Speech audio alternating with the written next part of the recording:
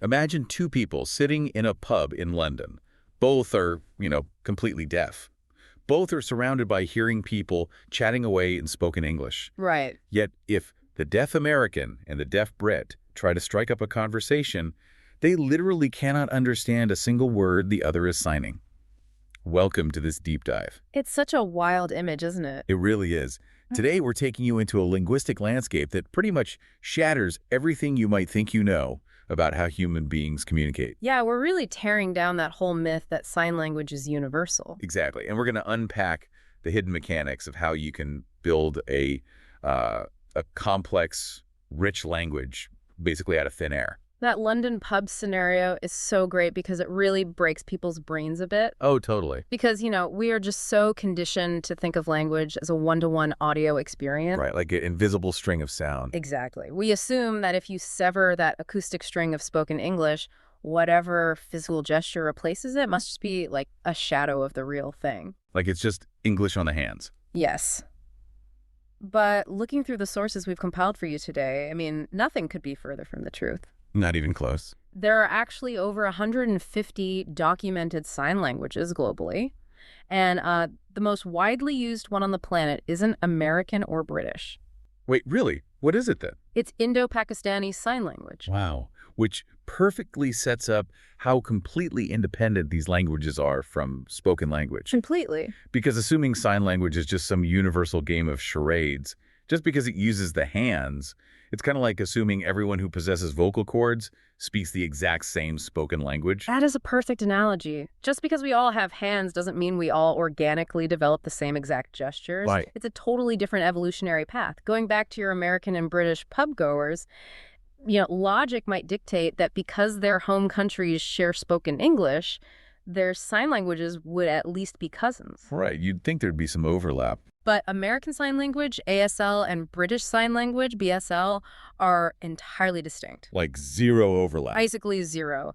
The communities that formed those languages were separated by an ocean, so they developed completely different vocabularies and grammatical structures. That makes sense. ASL actually traces its roots back to the French Sign Language family. Oh, interesting. Why French? It was because of the specific educators who came over to establish deaf schools in the U.S. back in the 1800s. Okay, wow. And if you look at the grammar, ASL actually shares more structural similarities with spoken Japanese than it does with spoken English. Wait, spoken Japanese? That completely flips the script on how we perceive the mechanics of all this. It really does. So, okay, if these languages aren't just a physical translation of English and they aren't just pantomime, how do they actually build meaning? Right. Like, how do you take empty space and turn it into syntax? You use the exact same fundamental architectural principles that govern spoken language. No, wait. Linguists use this concept called duality of patterning. Yeah, I've seen that term a lot in the research, but let's break it down for everyone. What does that actually look like in practice? Well, think about the spoken English word bike. The B sound doesn't mean anything on its own. Right, it's just a noise. Exactly. Neither does the K sound. They are entirely meaningless units of noise. Sure. But when you click those sounds together with a vowel, they create a larger unit that holds actual meaning. Oh, I see. Sign languages do the exact same thing. They take meaningless visual units and click them together to build a word. And the sources highlight that these meaningless visual units are broken down into 5 distinct parameters, right? That's right. It's hand shape, orientation, location, movement, and non-manual expression. Yep, those are the big 5. So it's the shape your hand makes, which way your palm is facing, where it sits in relation to your body, how it moves through the air, and what your face is doing. Exactly. None of those hold a dictionary definition in isolation. But combine them, and you have a word.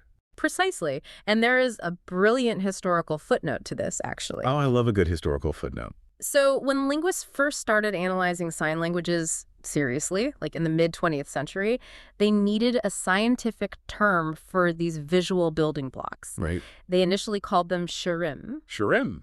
Yeah, it's derived from the Greek word for hand. It was a direct counterpart to phonemes, which, comes from the Greek word for voice. Oh, that's clever. Today, though, linguists often just use the word phonemes or features for sign languages, too. Just because the underlying cognitive function is identical. Exactly. The brain is doing the same thing. But the way those features are deployed has to be totally different, right? Because of the medium itself. How so? Well, spoken language is basically linear traffic jam. Like, I can only push one sound out of my mouth at a time. Right, it's strictly sequential. But sign languages operate in full 3D space. The sources talk a lot about spatial grammar and something called classifiers. Oh, classifiers are fascinating. Yeah, this is where a signer can show a subject's type, size, shape, and movement all simultaneously. Yes. Can you explain the mechanism behind a classifier? How does that actually work in 3D space? Okay, let's visualize a car accident. Okay, grim, but sure. In spoken English, I have to string the words out linearly. I have to say, the bumpy car swerved down the hill and crashed into a thick tree. Right, one word after another. Exactly. It takes time to deliver all those separate pieces of data. But in sign language, you can use a classifier. So how does that look? A signer might use a specific hand shape, say a hand with 3 fingers extended, which fundamentally represents a vehicle. Okay, I'm picturing it.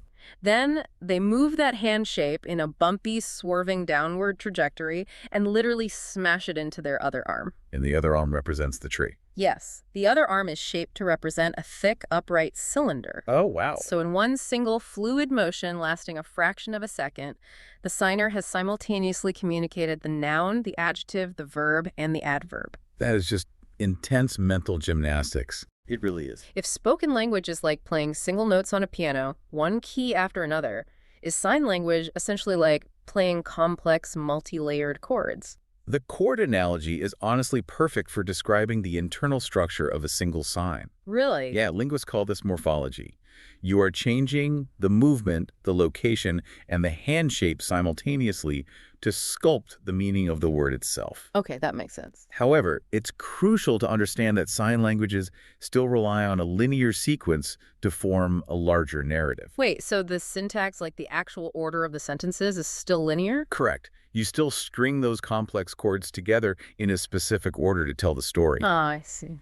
Because, I mean, the human body has motor constraints. You can't endlessly move your 2 hands in entirely independent, wildly asymmetrical patterns without your brain just getting its wires completely crossed. Right, like patting your head and rubbing your belly, but on a massive scale. Exactly. There is naturally a lot of symmetry required. So while there is a beautiful simultaneity to the words themselves, the sentences still unfold sequentially over time. Okay, so the hands are playing these complex chords.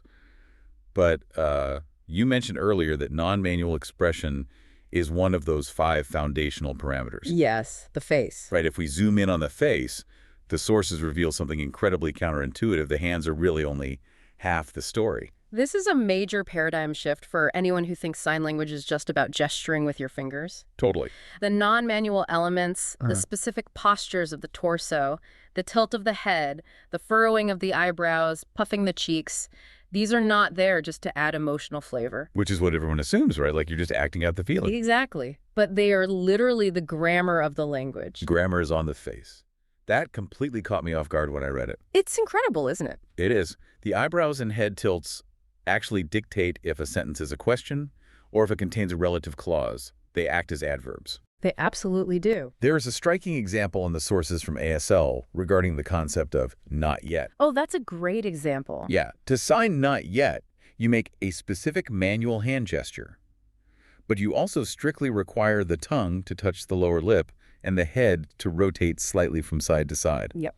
If you make the exact same hand gesture without those specific facial movements, the word changes completely. It translates to late. Which means the facial expression is lexically contrastive. Let's define that for the listener really quick. Lexically contrastive. It means the physical movement of the face is the absolute only thing distinguishing 2 completely different dictionary words. Like swapping a B for a P changes bat to pat. Exactly that. It alters the fundamental definition. And, this strict reliance on rules leads us right into a massive historical debate about iconicity. Iconicity being the idea that a sign looks like the physical thing it represents, like pretending to drink from a cup. Right.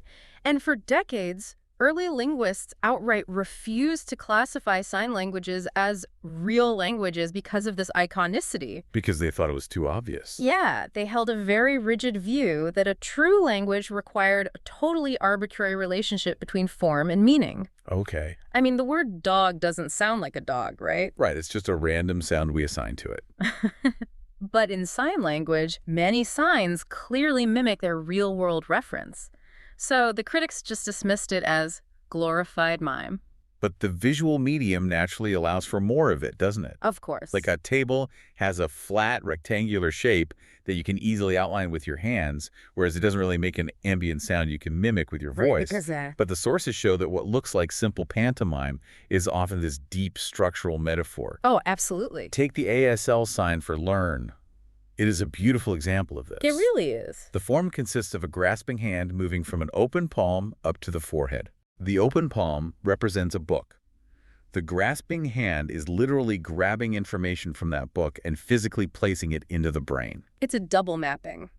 What do you mean by double mapping? Well, the iconic part is the physical act of grasping a physical object. Okay. But the metaphorical part is taking an abstract, intangible concept, the process of acquiring knowledge, and representing it as a physical object that can be lifted and placed inside the mind. Wow. It is a highly structured linguistic choice.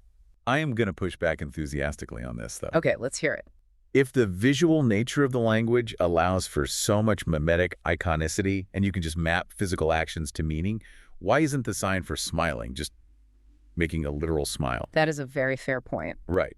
Why use the hands at all for a concept that is already right there on the face? That is the perfect pushback. And the answer reveals the invisible, ironclad rules of sign language grammar. Okay, lay it on me. Even though sign languages utilize the face for complex syntax, all known sign languages express lexical concepts like the actual nouns and verbs via manual signs. So the grammar itself puts a hard, non-negotiable limit on how iconic the language is allowed to be. Yes.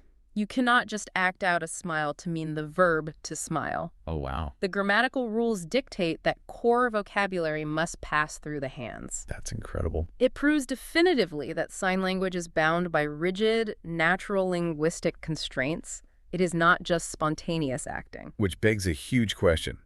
If this grammar is so rigid, and it didn't come from a spoken language like English who wrote the rule book, Right. if it isn't just acting, how does a rule like that actually get established in a visual medium? The rules emerge from the presence or the absolute absence of community.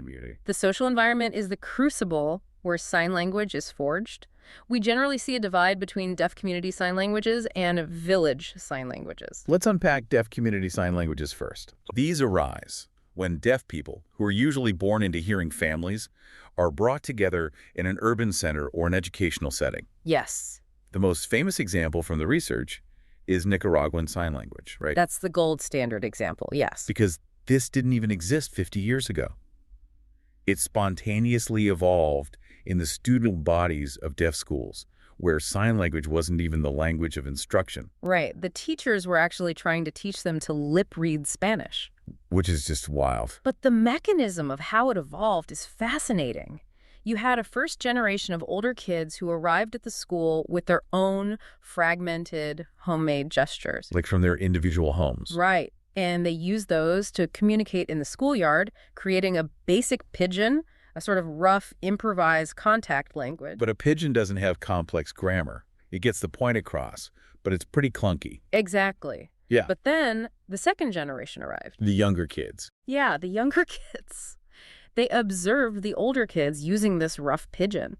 And because human children possess an innate language acquisition instinct, these younger kids naturally systematized it. They just intuitively upgraded it. Yes.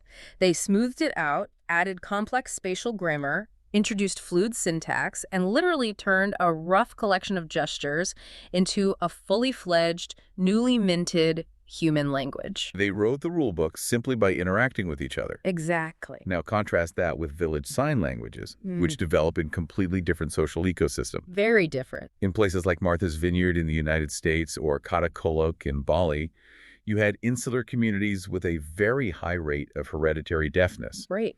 And because there were so many deaf individuals integrated into every single level of the village, the entire community, deaf and hearing alike, learned to sign. It just became a shared dominant language. Deafness wasn't a barrier to communication because everyone essentially spoke the same visual language. The environment completely shapes the utility of the language. Totally. But the research also pivots to a much starker reality to show us what happens when you strip that community away entirely. Right. What happens if a deaf child is born to hearing parents and they have zero access to other signers? They develop something called home sign. The Exactly. child naturally wants to communicate, so they invent a rudimentary system of signs with their family.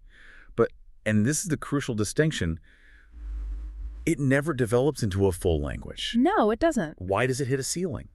Because a true language requires a feedback loop. A feedback loop. Yeah, a home sign system might develop a few basic idiosyncratic rules so the child can string short requests together. Okay. But without a broader community of peers to interact with, to challenge those rules, and to stretch the vocabulary to encompass abstract concepts, it just stagnates. It gets stuck. Right. It lacks the complex duality of patterning required to meet the standards of a natural language. Which makes me think of the huge trend of baby sign language right now. Sure. Hearing parents teaching.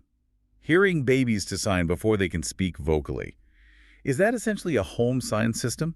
Not quite. They're fundamentally different mechanisms. Really? How so? Baby sign uses vocabulary borrowed from a fully formed natural sign language, like ASL. Oh, I see.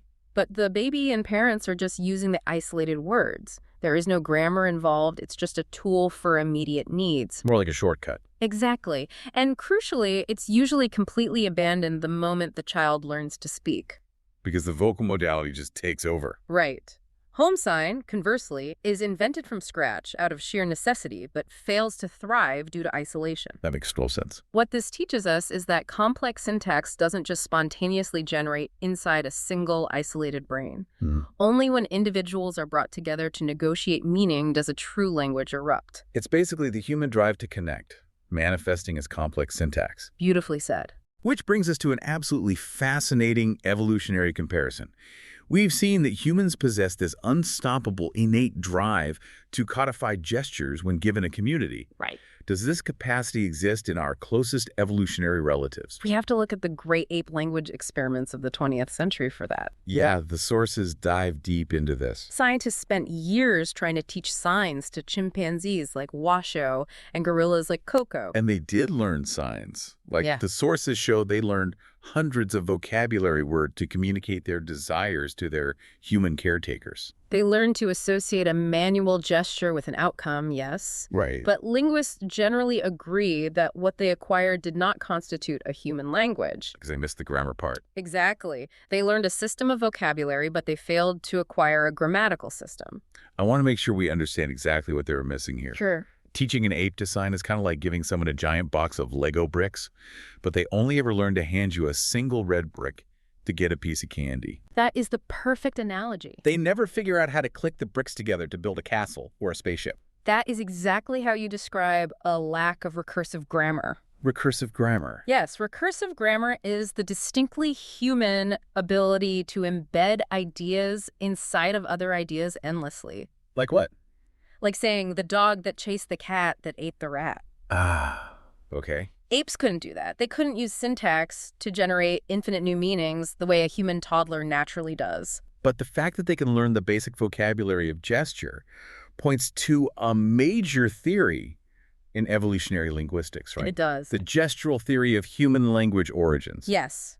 This is the theory that early hominids didn't start their linguistic journey by grunting and forming vocal words. Right. Human language likely started entirely as a gestural system, utilizing the hands, and only much later evolved into speech. That's so cool to think about. Because our early ancestors possessed the neurological capacity for complex manual communication, long before their vocal tracts had evolved enough to produce the intricate phonetic sounds required for spoken words. Which raises the ultimate evolutionary mystery. What's that? If our early ancestors were communicating beautifully with prehistoric sign languages, if it worked perfectly for coordinating hunts and building societies, what exactly caused the evolutionary shift to the mouth? That is the big question. Why give up the hands and move communication to the throat? That remains one of the great unanswered questions in anthropology, honestly. No clear answer. Was it so they could communicate in the dark? Was it the pressure to free up their hands for using complex tools while simultaneously giving instructions? We just don't have a definitive answer. Wow. But it underscores the fact that the visual manual modality is deeply ingrained in the human brain's architecture. Sign language taps into perhaps the oldest, most foundational language pathways we possess. Which is just a staggering thought to process. Let's take a quick moment to recap the incredible territory we just covered today. That sounds good. We started by breaking the illusion that sign language is just universal mime, realizing that a deaf American and a deaf Brit exist in entirely distinct universes of communication. Right. And we broke down the mechanics of 3D spatial grammar, discovering how classifiers convey huge amounts of information simultaneously. Yeah, that car crash example was wild. And how the face acts as the strict syntactic controller for the manual vocabulary. Then we looked at the profound, necessary impact of community, seeing how entire languages are born in schoolyards when kids negotiate meaning, yet fail to fully form in the isolation of a single home. And finally, we looked back at our evolutionary ancestors to see the very roots of human communication in gesture. It completely reframes how you define the boundaries of what a language actually is. It really does. But before we wrap up this deep dive, I want to leave you with a final lingering thought. Let's hear it. Our sources mention the rapid development of new artificial intelligence algorithms designed for machine translation of sign language. Oh, yeah. Tech companies are rushing to build AI that can watch a webcam and translate sign language directly into text. It's an immense, perhaps unprecedented technological challenge. Because, as we've learned today, sign language isn't just tracking where the hands go. No, not at all. It relies heavily on 3D spatial grammar that maps relationships in the air. It relies on deep, double-mapped metaphors. And the face. Exactly. Yeah. Most importantly, it relies on incredibly subtle, non-manual cues. How does an algorithm differentiate between a raised eyebrow that means a relative clause and a raised eyebrow that just means the signer is surprised? That's the million-dollar question. So as we watch these machines try to parse this data, you have to wonder, can an algorithm ever truly capture the soul and context of a language that is so inextricably linked to the physical human body? Or will AI always miss the forest for the trees, successfully catching the hand gestures, but entirely missing the invisible grammar written on the face? That's a profound thought. At the beginning, we talked about severing the invisible string of sound and realizing sign language is an entirely different dimension. And it makes you wonder if that dimension is something only a human being can truly navigate.